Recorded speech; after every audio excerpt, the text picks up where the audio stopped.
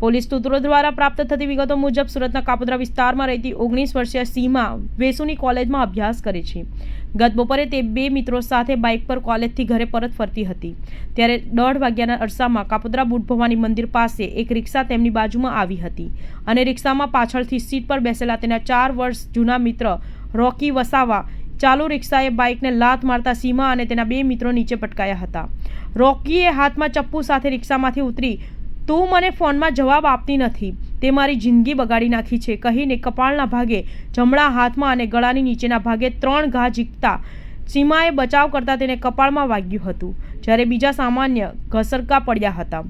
સરેઆમ થયેલા હુમલાને લઈને એકત્ર થયેલા લોકોએ રોકીને પકડીને પોલીસને જાણ કરતા કાપોદ્રા પોલીસ સ્થળ પર દોડી ગઈ હતી અને રોકીને ઝડપી લીધો હતો જ્યારે સીમાને તેના બે મિત્રો સારવાર માટે નજીકની હોસ્પિટલ લઈ ગયા હતા।